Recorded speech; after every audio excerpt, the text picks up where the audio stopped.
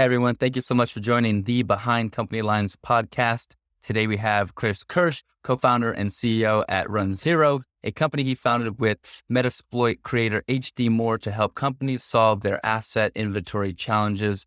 Chris, thank you so much for joining the episode and taking the time. I'm excited to chat with you in particular about not only your experience, but also kind of what the technology is that you're building and around the different challenges you're facing or other companies are facing that you solve or that, runZero solves, but also interested in the structure of how you build. Because I think it's really illuminating, how companies kind of focus on building their products around either, the clients or customers, their market, the product, the feedback they get. So really excited to dive into all that. But before we get into that, what were you doing before you started runZero? Yeah, thanks for having me. So I have pretty much always been in cybersecurity for my professional life. I mean, before my professional life, I studied political science and those kind of things. I actually was a graphic designer in my very first job. But for now, pretty much 25 years or so, I've worked in cybersecurity. And it started out back in Germany. I was friends with a few people who were spinning out a software company, a security software company from a consulting company. Yeah. And they, took me on board. I was employee number 3, which was fun, which meant I was doing everything that wasn't coding. And we built the company. We sold it once. Our acquirer went bankrupt. We bought out the assets again, sold it again a second time, and that was to PGP Corporation. That's how I came to the States, because I was a company over in Palo Alto. It's so fascinating to think about, not only the security space, but also, in terms of the acquisition component. I do want to touch on security, but in terms of the acquisition, what was that experience like? Were you receiving multiple offers? How did you end up choosing the company you did? And I've never heard of a company buying back their assets and then reselling the company. So what was that process like? And how long was that timeline? Yeah, that was, I wouldn't recommend it. I wouldn't recommend it because the acquirer was a company called BioDate. That was a very highly respected kind of like newcomer on the German version of the NASDAQ. And they had the most successful IPO on the German NASDAQ. It's called Neuer Markt. And everybody was kind of banking on this company. And so they offered to acquire us for all stock. And the company was built on less solid foundations than everybody thought. And they actually went bankrupt 11 months later. So our subsidiary was still profitable, but the parent company wasn't, and kind of pulled us into bankruptcy. And so we worked with the trustee, I think it's called in English, to buy back the assets. So we didn't buy out the company, but we bought out the assets from the company. So anything from the IP, from the source code and copyright and usage rights and so on, to literally like the furniture on, right? And because the company was insolvent, we got it for a very reasonable price. In Germany, the trustees are primarily concerned, they're appointed by the state, and they're primarily concerned with preserving the jobs, right? Yeah. So by giving us a decent price for us to start over, and especially because we didn't have any fault in the bankruptcy, they gave us a good deal. And so the second time around, the company that acquired us was our biggest competitor from the States. And so we were only really selling in Europe. And we had taken some pretty big accounts from them, like big manufacturing companies, electronics manufacturing, car manufacturing, all of that stuff. And they wanted to expand into Europe. And so they bought, with us, they bought some market, they bought some technology, because we had overlapping, but not perfectly overlapping security products. So they got a new product out of it. And they had, with one, acquisition, they had people and an entity in Germany that they could use as their hub for Europe. And so that was really interesting. Yeah. It seems advantageous on both parts, not only with the acquisition, I'm sure, but with how the structure of setting up, another entity in another country, because that's a huge challenge for a lot of, it's becoming less of a challenge with, other companies like Deal.com who kind of help facilitate, hiring in other countries as well. But what was the experience like for you? Was it an acqui-hire? Were you then working under the company for a little bit, or did you let the project go and work on other things? Yeah, I wouldn't call it an acqui-hire because there was a lot more there than just the employees. Yeah. But I basically at that point, my husband at the same time, funnily enough, was pure coincidence, had taken on a job to move to. No way. So I thought, hey, this is perfect. So I can move to the States with him on a visa. And so we convinced the acquiring company that they would take me on in the States. They would have preferred me either in Frankfurt or in Palo Alto, but not halfway in between in Boston. Yeah. We made that work.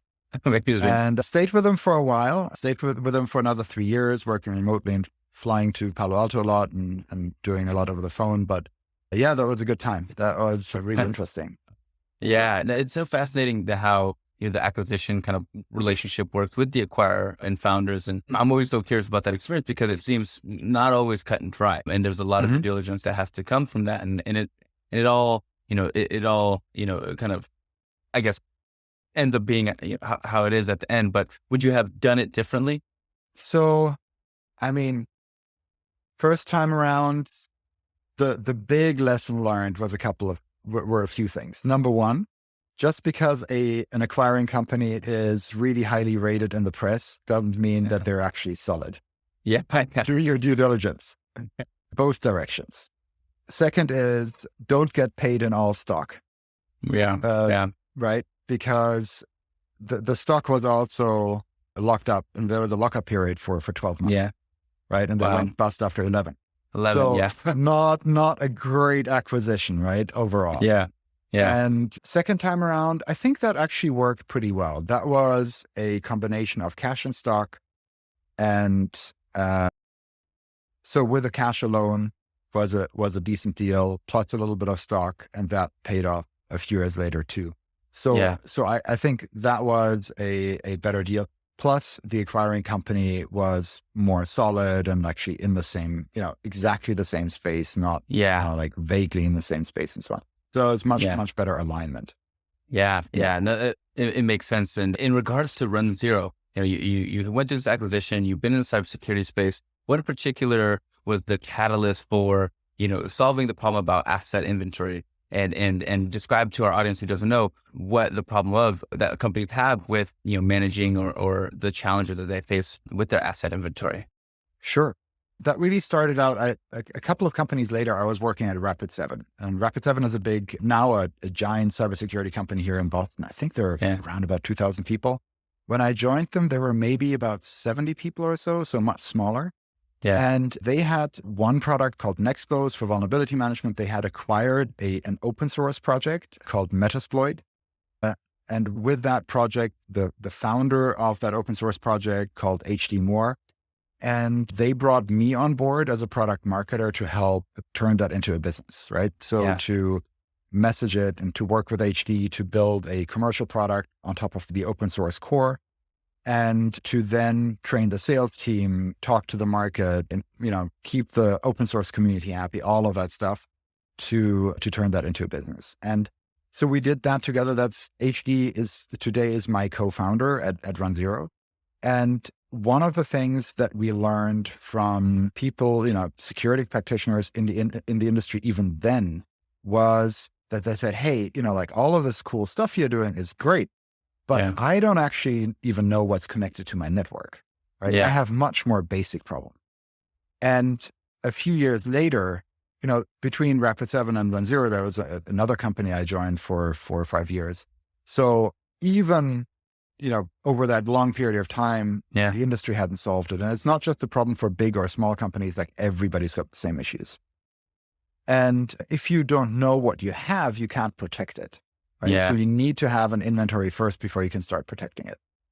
And then during that time, also a few technology disruptions happened. So IoT devices, so all sorts of embedded devices, took hold not only in the homes with like the thermostats and the Alexa and, Google Voice or whatever, but also in organizations, right? So in office spaces and so on. Like you've always had your HVAC systems, your air cons, right?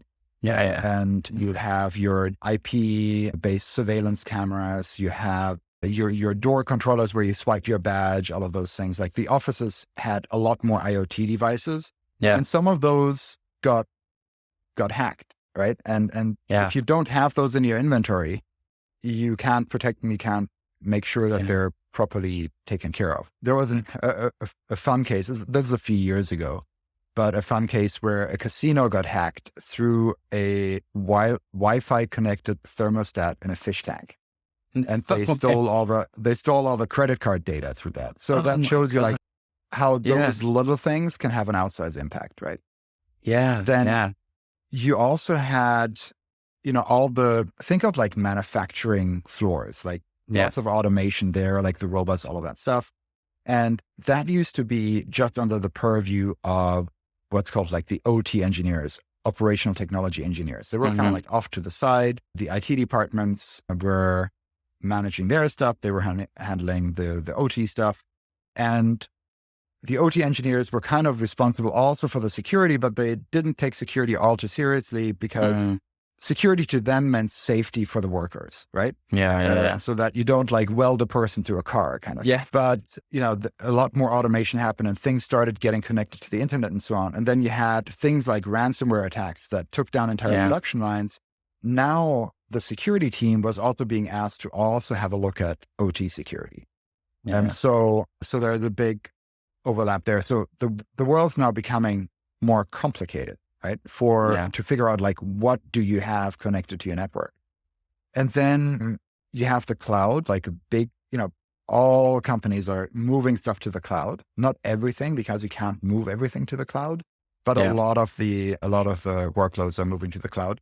And then with the pandemic, more and more people remote, right? Yeah. So all of a sudden, just, what used to be just like a few computers in an office is now distributed everywhere. And it's become really, really hard to keep track of all of that. So that was the idea that we, the thing that we wanted to solve, because we had the technology disruption, we had even the previous problem wasn't solved all that well. Yeah. And so we saw an opportunity there. And basically my co-founder is the technologist. So he went off and had an idea of how to solve this. Yeah. And started out actually without me. I was still at another company. He prototyped it, got some customers, got some revenue. And then when he thought he had product market fit, we connected. I was ready to exit the other company. And I just texted him and he's like, hey, do you want to come work here? I think it's time to scale this. And so, I love that. It's well, first of all, it's fascinating that companies didn't have, a proper way to track their devices. But as you said, it's like, you kind of don't think about the things that are coming online. You think about the capabilities of it, the features it might have, but the security of it. And that the casino example is bizarre, but I mean, it's not too far from what we've seen in movies in like the early 2000s of things getting hacked through, other separate devices that were just left unprotected. And it's so fascinating in terms of security in particular. I'm curious about, you mentioned something, I think in the notes coming to the show that you focus on a PLG motion, which is, for those who don't know, is product-led growth. And what about that kind of gives you an advantage outside of an SLG motion or something different, especially working with security? And because I feel like it's so intertwined and interconnected with those who are probably using your product, but would love to hear the advantage of that you found going in that direction versus, something. Sure. So we target enterprise security teams, right, as our buyers. Yeah. Those teams are very technical. They don't love talking to sales. And the traditional motion to sell to those teams is you have a white paper or webinar or something like that that's gated, that's, behind a login form. That's not login form, but registration form. And so they download it, and then, you have a BDR team that starts, banging the phones and trying to get these people on the phone and spamming them over email. And that really isn't super effective, right? Yeah. Whereas we were targeting the security practitioners and technical practitioners. They really like just trying out the product without having to talk to anybody. Yeah. And so what often happened is they would go to the website, read about it, often through hearing about it through my co-founder, because he's quite well known through the Metasploit project. And they would then maybe start out scanning their home network, right? Just playing with with it, scanning the home network, and then they say like, oh, this actually works really well. Let me try this out at work. So then they bring it to work, they scan a small part of the network and they say, it also works on like corporate gear. Yeah. So now they start inviting a second and third user and they're like, hey, have a look at this, found this. I think this could solve our problem. Right. And then what happens like on our end in the back end is we, obviously they register, we have an email address, et cetera. We hook that up with HubSpot, which is both our CRM and marketing automation platform. And we start sending them automated drip emails to help onboard them, to put them in touch with the right salesperson. And all of these things are automated in the background, right? Yeah. Because that kind of activity is, you have low response rates. It's not super profitable if you put a person on it. Yeah. But then as people start responding to these drip emails, then a person takes over. And then typically if it's an enterprise deal, you might do a proof of concept. So that means you work with the customer on establishing what do they want to achieve, what outcomes are they trying to drive to, and then you help them set up a test environment where they can prove out the product. Yeah. And then it goes into standard, procurement, negotiation, legal, red lines, and purchase. Yeah. What makes a PLG motion successful, and in particular, is it the levers you kind of pull in terms of what type of model? Is it a freemium service? Is it based on limitations to access? And I feel like if you don't allow someone enough, of their capability, it won't stick. But if you allow too much, then they might not, need, you're dead on to pay for more features. So how do you identify what's going to be successful when you're going through a PLG motion? Is it a lot of testing? Is it, do you have a pretty good hypothesis? What works? Yeah. I think there are a few things to consider. So for us, the primary path is not trial to credit card, but it's trial to sales at motion. So we use it as a lead generation. There are also other companies that have more of an e-commerce model where they're trying to drive people to a credit card purchase. So for those, things might be a little bit different. Second thing is you need to think about, okay, do I just want to provide a trial or do I want to provide a free tier? Yeah. We happen to offer both. The free tier is the trial is not limited at all or has very, very few limitations. So if you want to see the full breadth of the product, you can do that and you have that for 21 days. Wow. We can do that. That's a significant amount of time. We can do that. Yeah. But sometimes if you want to do a proper test, then you need a little bit of time, right? Especially if you have integrations and so on. If you want to show it to other people, you've got to schedule a meeting, all that stuff. And so that helped us show the full breadth of the product, because the challenge is if you have a freemium offering that only has a very cut back feature set, how do you then show the full capabilities of your product so that you don't get underestimated, because you don't have a conversation at this point, right? Right. And so I think the trial is important.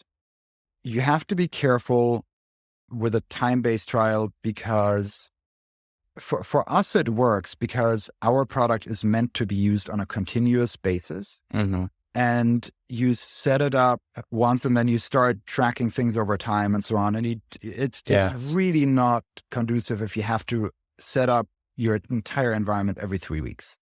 Right. It's just super disruptive. It wouldn't work. But if you think of, let's say we're recording this on a podcast recording software.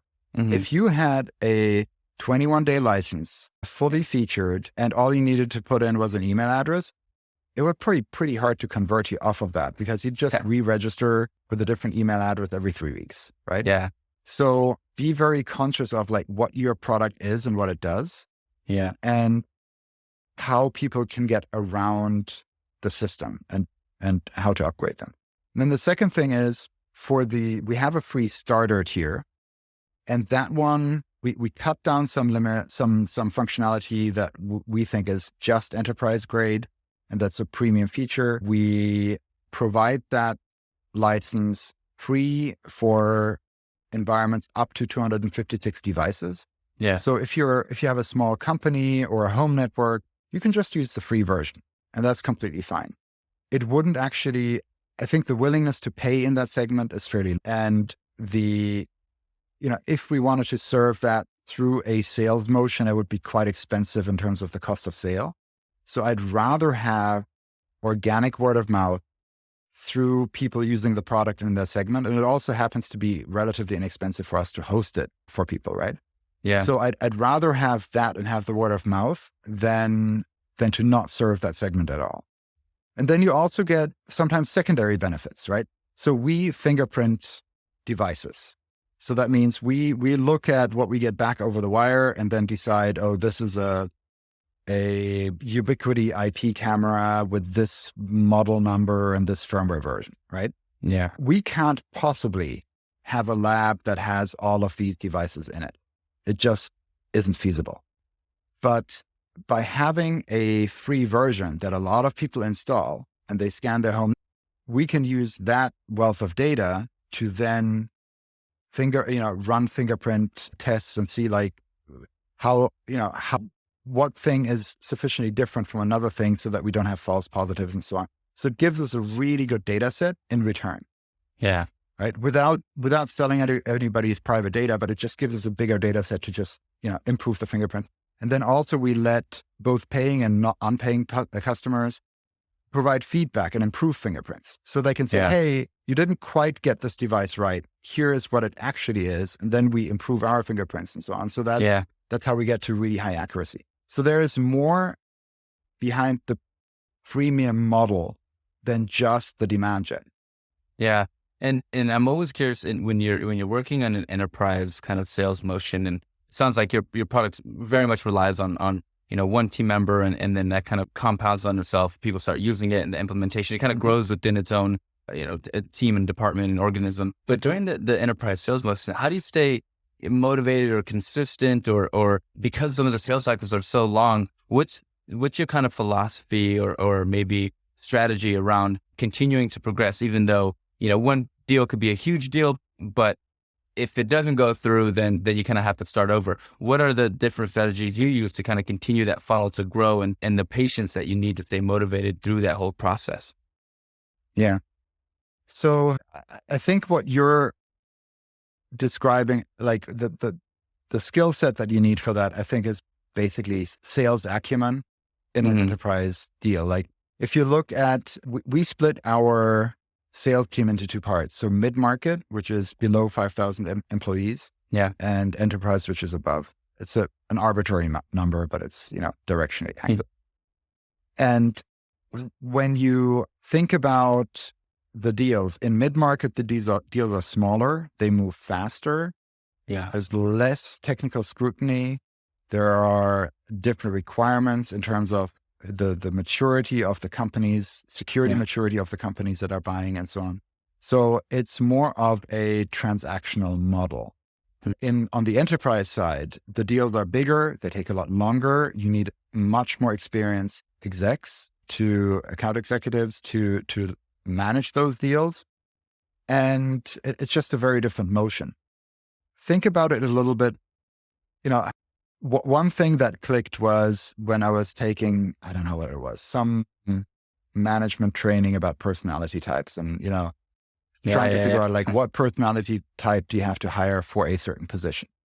And the trainer said, hey, in the room, tell me, what personality profile do you need to hire for a waiter? Good question. Right. And we thought about it from when we were debating, and he said, well, it really depends. If you have a pub, right? It's all about speed. It's about transaction. It's getting things done. So the person you want there is somebody who can switch tasks pretty easily, always be on top of things. And they get emotional satisfaction from checking stuff off their list. Yeah. Right? Getting this stuff out, getting this stuff, turning tables, all of that stuff. If you think about a 3-star Michelin restaurant, it's all about relationship. Yeah. And so, making the guests feel at home, making sure they're taken care of, all of that stuff. It's not transactional at all. Yeah. Right? And so when you think about sales, think about what is your sales motion? And in mid-market, I think it's more like the pub. And in enterprise, it's more like the 3-star Michelin restaurant. Yeah. Right. Right. Both are completely, but they require different thinking, different motion, and so on. So when you're asking about like, hey, how do you stay on top of that? I think number one, sales is a bona fide job that requires a lot of skill. And they're very highly paid for that skill too. It's not something that you can study at university, which is strange because it's such a critical job in our economy. Yeah.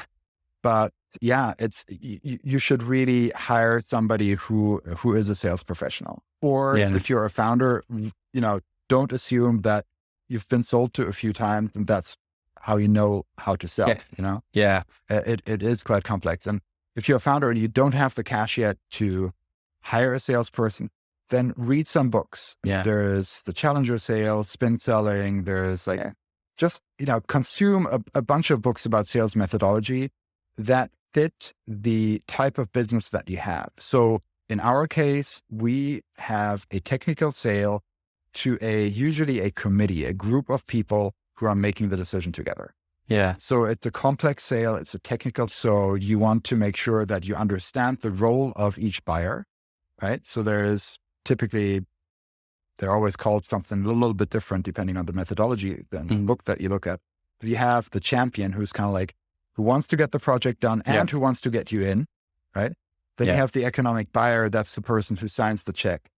You might have a coach who doesn't have any juice in the deal, but they can feed you information. They can advise you.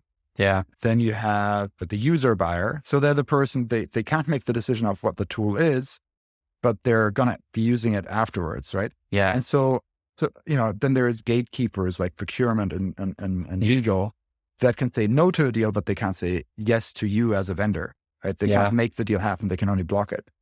So really understanding all of those roles and then really qualifying your deal. So what I mean by qualifying is there's some methodologies depending on the book that you read and what flavor you subscribe to.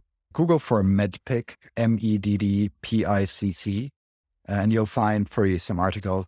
And basically it's a checklist of what have you, where have you covered your bases in this? Have you met the economic buyer? Do you know what's driving them? Do you understand the paper process?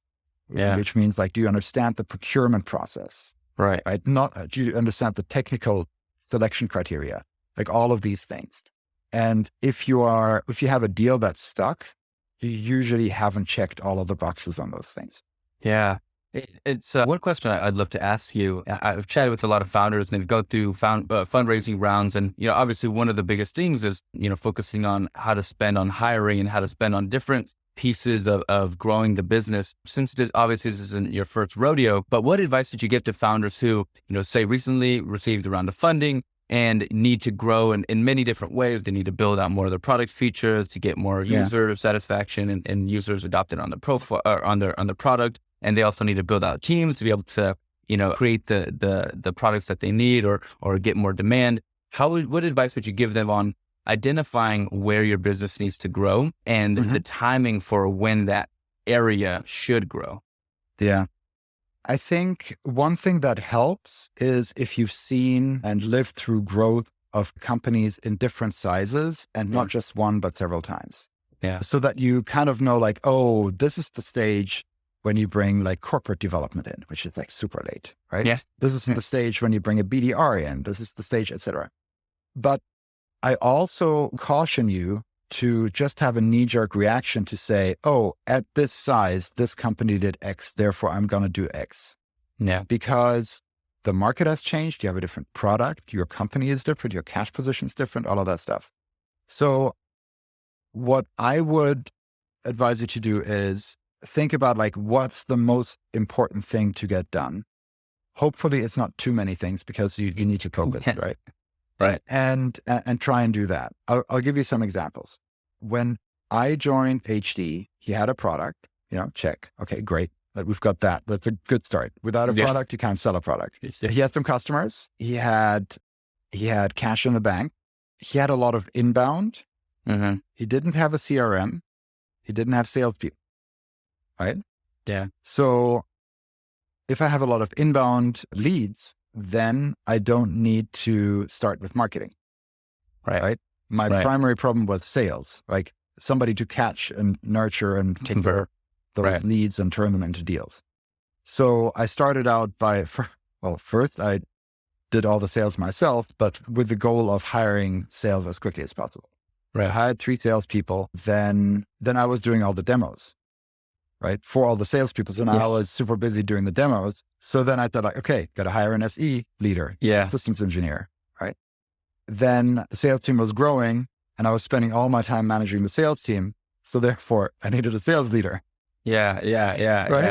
Yeah. And so I looked at the team, and one of them, Jay, was just crushing it, and not only crushing it as an individual contributor, but also exhibiting a lot of the traits that I needed for a team leader, right? Mm-hmm. So he became a director.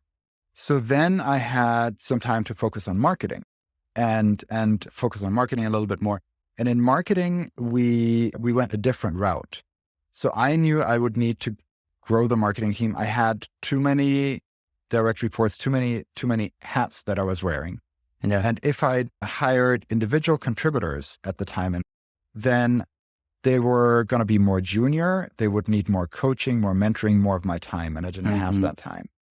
And so it's a fine way to start if you are short on cash, but we were actually okay on cash. So what I did is I hired 4 director level people who then, number one, they've been around the block. They know how to bootstrap that function, right? Yeah. And they can then hire their team underneath. Right. Otherwise, I have to be the person who hires all of the folks, and that's really tough, right? It's really hard on time and so on. So you see, like I don't think there is one answer. Sure. Yeah. To see like how you grow and like where you focus. It really depends on where you are.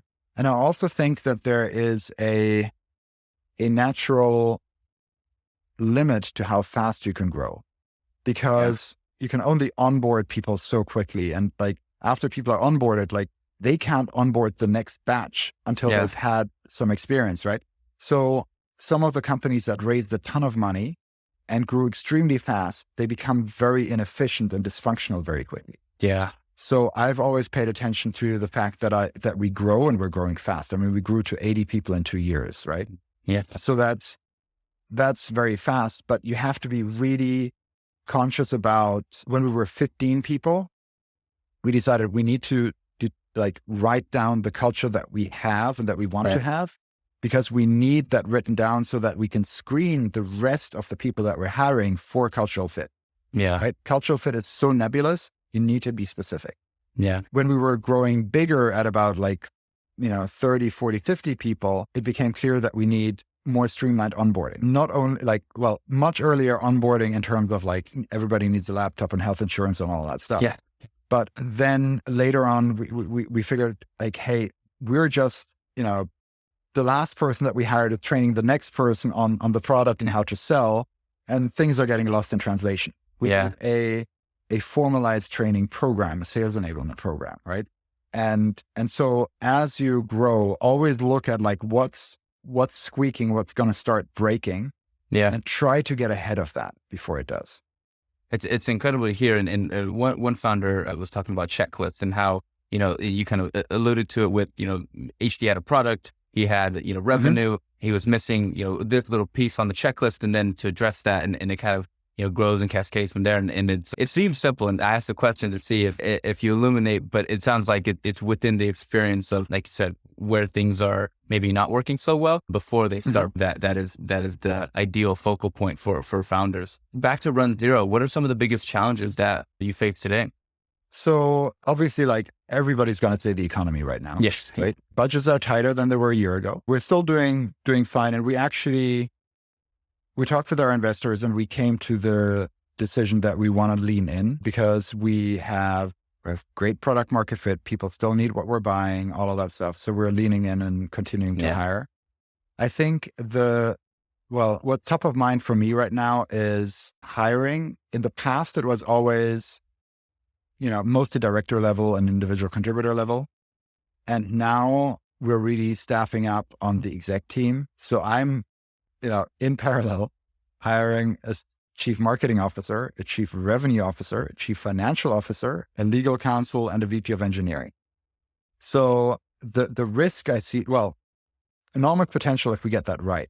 Right. The risk I see is hiring the wrong person, because not only do we need somebody who's going to perform in the role, but also culture is extremely important to us. And if you have somebody on the exec team, especially on the exec team, they can have a really negative impact on the culture if you pick the wrong person. Yeah. So I think that's when I'm thinking about the biggest risk right now, I think it's that. Yeah. If everything goes well, what's the long-term vision for Run? Well, so we talked about that asset inventory is like very foundational to security programs, right? Yeah. And that the new technologies that have come in are disrupting the old tools. So that's a huge chance for us in a number of ways. Number one, we can become the new tool for asset inventory. But also, once you have that data, once you have a complete map of what the customer has, you can build all sorts of solutions on top of that. So you can tell them, not only what they have, but what's risky, risky assets, risky configurations. You can say, hey, you're missing your endpoint protection on this machine. You're missing vulnerability coverage on that machine. You also need to help people understand who owns which machine. In a large company, like if you think about like many years back, there was the Equifax breach. I'm not sure if you remember. Yeah. And they had actually identified the machine that had the vulnerability, but they had the wrong owner. So they emailed the wrong guy to fix it. Oh, no. Right? Right. So knowing the owner of the machine is actually super important, right? You can provide context for incident response. It's just like you can build so many things on asset inventory. And when you look at some of the security frameworks, so frameworks that kind of like give you advice on how to build a security program, asset inventory is always requirement number one. Yeah. Right. So once you solve that and you do a really good job at that, you can build on top of it and you can just, grow a platform. Yeah. I always like to ask this question as kind of a curveball, but if you weren't working on runZero, what would you be doing? Oh God. Depends on how much money I have. Yeah. What do I still need to work or not? That's a good question. Let's say you work as a choice. So, sorry, you were breaking up a little bit. Can you repeat that? Let's say if you had to work as a choice, but you didn't need. If I had to work as a choice, okay. If I had to work, but as a choice, there is one area that's always piqued my interest. It's an area in security called open source intelligence. Mm-hmm. And most people have never heard of it, so I'll explain it briefly. It has nothing to do with open source software. And it basically means finding information in openly available databases or sources, right? Yeah. So at the very simplest, in the very simplest instance, a newspaper is an open source, right? Everybody has the same access to that information. The trick is how you interpret that information and how you collect it and how you find specific pieces of information. So it's used a ton by the intelligence services, it's used by law enforcement, it's used by investigative journalists, all of that stuff. And I do think that there are a ton of opportunities to build a company based on OSINT. So I'll give you one example where I missed the boat and I kind of slapped my forehead because I felt like I was doing this manually and I could have built a company based on that. So let's say you want to figure out I was doing this like for marketing campaigns, you want to figure out who's got a certain technology in their environment. Let's say, I don't know, Splunk or something like that. Mm-hmm. Let's just pick something random, right? How do you find that? It's not exposed on the outside of the firewall, so you can't just scan the internet. Right. You have to find other ways to find it. But if you look at job ads, for example, and Acme Corporation says, we're looking for a Splunk administrator, then they're using Splunk. Yeah. Right? So if you're selling a Splunk add-on, that's a great target. Right. If you look at resumes and somebody says, I was at Acme Company and I was responsible for Splunk, then that company is using Splunk. Right. So you have open sources that are not in a structured format, but if you know how to collect the information and do it efficiently and at scale, you can derive a data set that's extremely valuable to people who are trying to market into the Splunk customer base. Yeah. Right? Yeah. And so there are tons of examples there. There's also many OSINT companies that cater to law enforcement and the intelligence sector, and that's fine too. But I think that those markets are a lot more limited. I'd be super interested in, and by the way, the company that I just described exists. And so that's no longer a play I can do. But I think if I wanted to found another company, I would think about OSINT. What kind of information could I get and how could I use it and who could I sell it to? Yeah. Or what could I do with it? Right. Yeah. I think that it's a super broad field and it's applicable to a ton of different things. Yeah. I mean, it's applicable to the company I run it with. We help hire engineers for startups and engineers from South America. And if I were to know and have an aggregate of companies who work with X technologies and the types of individuals on those teams, and then, kind of maybe there's one kind of niche technology that they work with that would be valuable to them. I mean, that would be a hugely valuable list to me. And I can only imagine other companies who can kind of have the same use cases. So OSINT, I'll have to look more into that because that seems like a fascinating field. It's a rabbit hole. If you get hooked on it, you're hooked on it for good. Yeah. Oh, no. I know we're close to the end of the episode here, but I really value the experience and the advice and the anecdotes you have. But I always like to ask this question, next question for my audience, but also for myself, selfishly, whether it was early in your career or not, what books or people have influenced you the most? Such a broad question. And I was really struggling with this when you sent it over. Yeah. I take bits and pieces from different people. I thought our first CEO at Veracode was fantastic. His name is Bob Brennan. I don't think he's written any books, so it's going to be hard for people to kind of like read up on that. And he's a very empathetic leader. He always, in the town halls, appealed to both the head and the heart. Right? So if you just lead with the facts, you're not gonna be able to really get the buy-in from folks and to really capture their imagination. But if you appeal to both sides, then I think that's really powerful, right? Yeah. Because all of us want a purpose in what we're doing, especially if you have the choice, right? If you're a highly educated person in a Western country, you have a huge choice over where you want to work. Right. It's not just the paycheck, right? It's about purpose. It's about learning. It's about passion and all of that stuff. And so I do think that you need to appeal to the heart. People need to be in it with a passion, but you also need to have some substance behind it. And that's where the head comes in, right? It needs to be logical and it needs to make sense. Yeah. Yeah. That's such a great, kind of way to communicate or I guess philosophy around communication because, it kind of tackles a lot of founders talk about developing a story, but in the essence of a good story is a lot of substance and facts, but also an emotional connection through an experience that people can connect to. So that's a really good one. Appealing to the head and the heart. Yeah. And it's even more important when there is something that people are worried about. Right. Let's say the company's getting acquired. You didn't hit the sales numbers, like Corona hits, right. There's so many things that might not even come from inside the company that are on people's minds and that are affecting their lives. And I think it's really important to acknowledge those things as well.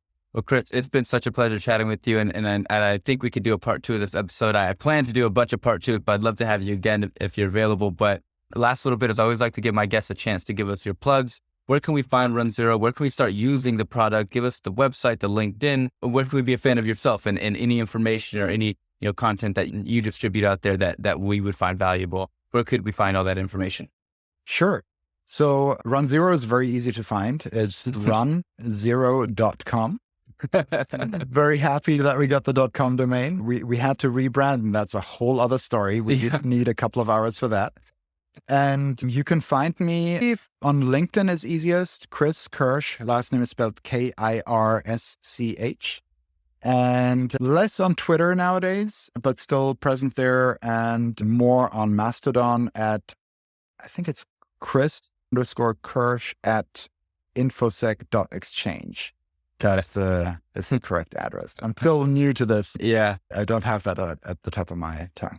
No worries. Well, Chris, really appreciate not only the experience that you came with, but also the deep understanding of scaling and building companies and how to kind of view them from a very practical sense. I think, there's all these books and information out there, how to philosophically derive it, but really, what's valuable is the mechanics that we can actually use in our day-to-day lives as audience members and as founders. But again, Chris, I hope you enjoyed yourself, and thank you for joining the podcast today. Thank you very much. Take care. Cool.